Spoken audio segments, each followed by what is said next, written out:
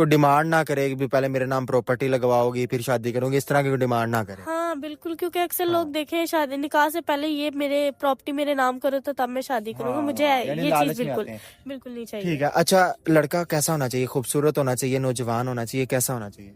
ना शक्ल सूरत मैटर करती है मेरे लिए, ना एज मैटर करती है, बस रिस्पेक्ट करने वाला हो, मेरी बेटी का ख्याल करने वाला हो और मेरा ख्याल करने वाला हो।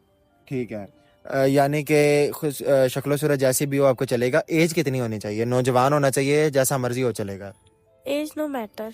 चाहे 50 साल का शख्स हो, शादी कर लेंगे? यस। अस्सलाम वालेकुम नाजरीन, आज हमारे साथ 22 साल मरियम मौजूद हैं। इनका एक बेटा है 9 माह का, लेकिन ये बेवा हैं और इनके पास इस टाइम लाखों की करोड़ों की प्रॉपर्टी मौजूद है और उसके साथ साथ इनके पास इनके अपने 4 प्लाजे मौजूद हैं। लेकिन ये अपने इस 9 माह के बेटे और अपनी वालिदा के साथ अकेली इस्लामाबाद में रहती हैं। इतने बड़े, इतने ज्यादा असासों की ये मालिक हैं, लेकिन उसके बावजूद ये बेवा भी हैं और अकेली भी हैं और बेसहारा भी हैं। ये स्पेशल लाहौर में आई हैं हमारे पास इंटरव्यू के लिए, क्योंकि इस्लामाबाद में इन्होंने हमें काफी देर पहले राब्ते में थी। इन्होंने कहा कि आप इस्लामाबाद में आ जाएं, लेकिन मैं इस्लामाबाद जा नहीं सका। बीच में अगर जाने का इत्तेफाक भी हुआ तो इनका इंटरव्यू नहीं हम कर सके। उसकी वजह ये थी कि मसरूफियत ही इतनी ज़्यादा होती है कि हमारी कोशिश होती है हम जो काम करने गए वो क्लियर करके आएँ, लेकिन इनके साथ नहीं मुलाकात हो पाई। आज ये स्पेशल अपनी गाड़ी के ऊपर, अल्टस गाड़ी के ऊपर ही आई हैं लाहौर में, इस्लामाबाद से। और मेरे ख्याल में इसके अलावा भी इनके पास 2 गाड़ियाँ मौजूद हैं। इनसे जानते हैं कि इनके पास जो इतना पैसा है वो कहाँ से आया और ये शादी करवाने के लिए हमारे पास यहाँ पर लाहौर में स्पेशल क्यों आई। जी अस्सलाम वालेकुम। वालेकुम सलाम। कैसी हैं आप? शुक्र अल्लाह का, आप सुनाएं आप कैसे हैं? अच्छा, माशाल्लाह आपका बेटा बहुत खूबसूरत है, अल्लाह पाक इसको लंबी जिंदगी अता फरमाए। लेकिन बड़ा आपके साथ जो हादसा आया, मैं तो सुन के हैरान हो गया। मैंने तो आपकी सारी कहानी सुनी है, लेकिन मैं चाहूँगा कि आप हमारे नाजरीन को भी ये कहानी सुनाएं। कैसे ये 9 माह का बेटा आपका बेसहारा हो गया और आपको यहाँ स्पेशल लाहौर क्यों आना पड़ा अपनी शादी के लिए इंटरव्यू करवाने?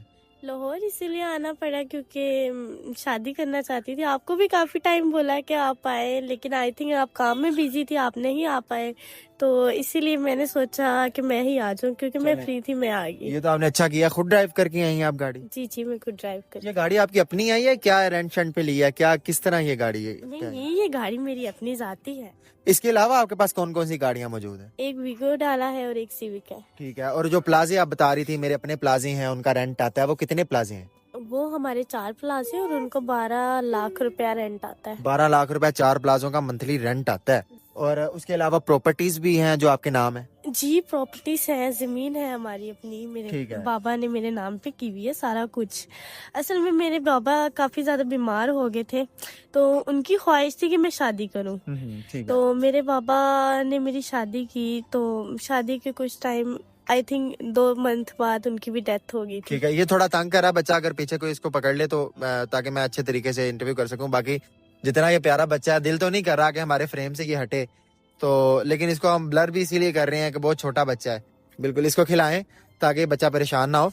अच्छा, आपके बाबा का जो भी ये बिजनेस था, जो भी सेटअप था, प्लाजे उन्होंने खुद बनाए थे? जी जी, उन्होंने खुद बनाए थे। काफी उन्होंने। आपने कहा आप अकेली हैं, कोई रिश्तेदार नहीं है आपका ना, तो क्यों नहीं है रिश्तेदार? रिश्तेदार तो होने चाहिए जितना आपके पास पैसा है। असल में बात ये होती है ना कि हर कोई पैसा देखता है। रिश्तेदार में मेरे पापा की बनती नहीं थी, क्योंकि हर कोई पैसा मतलब ही था, तो इस वजह से मेरे पापा की ना इतनी बनती नहीं थी।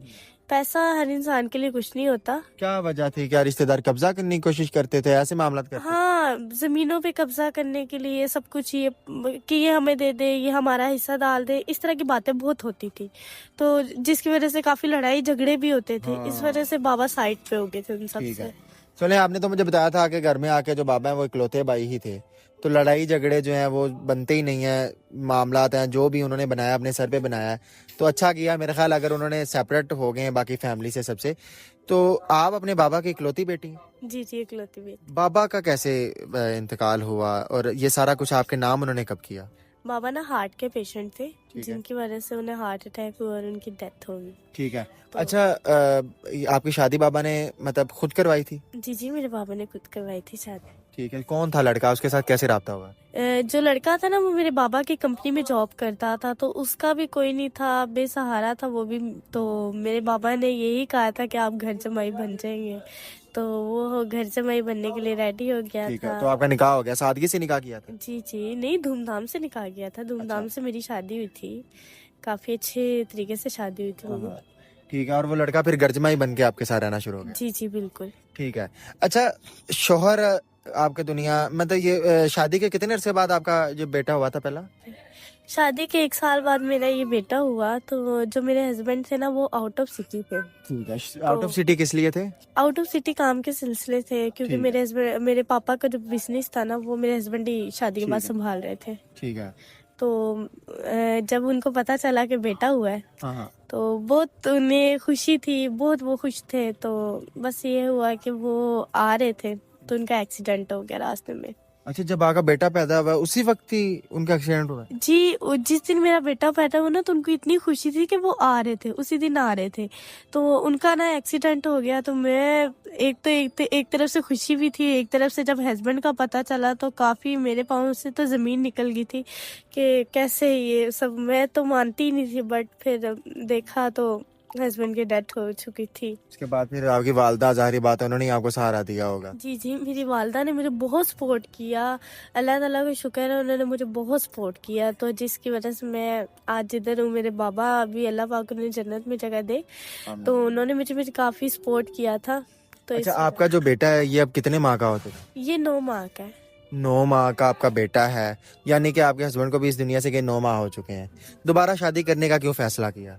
दोबारा इसीलिए फैसला किया क्योंकि मेरी मामा कहती है कि बेटा है तो जाहिर सी बात है सपोर्ट की ज़रूरत होती है, बाप की ज़रूरत होती है। इस वजह से मैंने भी काफ़ी सोचा कि जाहिर सी बात है बच्चे के बाप की ज़रूरत बहुत ज़्यादा होती है। तो मैंने काफ़ी सोचा कि मुझे शादी करनी चाहिए, तो इस वजह से मैंने शादी करने का दोबारा फैसला किया है। अच्छा, यानी कि अब आप ये चाहती हैं कोई ऐसा शख्स आपसे शादी करे जो आके बेटे को अपना बेटा समझे और बाप बन के उसके सर पे हाथ रखे। जी तो जी बिल्कुल। क्या डिमांड्स हैं आपकी, क्या चाहती हैं उस शख्स में क्या होना चाहिए जिसकी वजह से आप उससे शादी करने के लिए तैयार हो जाएंगे? मैं आपको एक बात बताऊँ, रिश्ते बहुत आते हैं लेकिन ना सब एक, मेरे पास जो पैसा है, मेरी प्रॉपर्टी है, सब इन चीज़ों को बहुत देखते हैं। तो मैं चाहती हूँ कि मुझे लालची शख्स ना मिले। ठीक है, शख्स मैटर, एज वगैरह कोई मैटर नहीं करती। मैं चाहती हूँ कि ईमानदार हो, प्यार करने वाला हो, रिस्पेक्ट करने वाला हो। शादी के बाद वैसे ही जो मेरा है वो सब कुछ उसका ही होना है। इस वजह से मैं कहती हूँ यानी ईमानदार कि हो। आप चाहती हैं कि सिर्फ ईमानदार हो, कोई डिमांड ना करे कि भी पहले मेरे नाम प्रॉपर्टी लगवाओगी फिर शादी करूंगी, इस तरह की कोई डिमांड ना करे। हाँ बिल्कुल, क्योंकि अक्सर लोग देखे हैं शादी निकाह से पहले ये मेरे प्रॉपर्टी मेरे नाम करो तो तब मैं शादी करूंगा। मुझे यानी ये लालच चीज में बिल्कुल आते हैं। बिल्कुल नहीं चाहिए। ठीक है। अच्छा, लड़का कैसा होना चाहिए? खूबसूरत होना चाहिए, नौजवान होना चाहिए, कैसा होना चाहिए?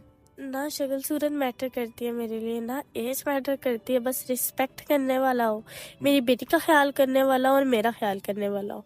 ठीक है। यानी कि शक्लो सूरत जैसी भी हो आपको चलेगा। एज कितनी होनी चाहिए? नौजवान होना चाहिए, जैसा मर्जी हो चलेगा? Age no matter. चाहे 50 साल का शख्स हो, शादी कर लेंगे? यस। अच्छा, पता कैसे चलेगा यही शख्स है जिसे मैंने शादी करनी, निकाह करना है, ये ईमानदार है, ये वाकई मेरे काबिल है? ये आपकी जिम्मेदारी होगी, इस चीज पे आपने जिम्मेदारी उठानी है, आपकी गारंटी होगी इस चीज में कि ईमानदार है या नहीं। यानी जिसकी हम आपको गारंटी दे देंगे ये वाकई आपसे निकाह करने के काबिल, आप इसे निकाह कर लेंगे? जी, आप गारंटी देंगे तो तब। ठीक हो गया, चले ठीक है। मैं तो पूरी कोशिश करूंगा कि कोई ईमानदार शख्स हो जिसकी हम गारंटी भी ले सकें, और जाहिर बात है हमें तसल्ली होगी तो फिर ही हम आपके पास आएंगे। मैं खुद आऊंगा आपके पास, उधर इस्लामाबाद आके।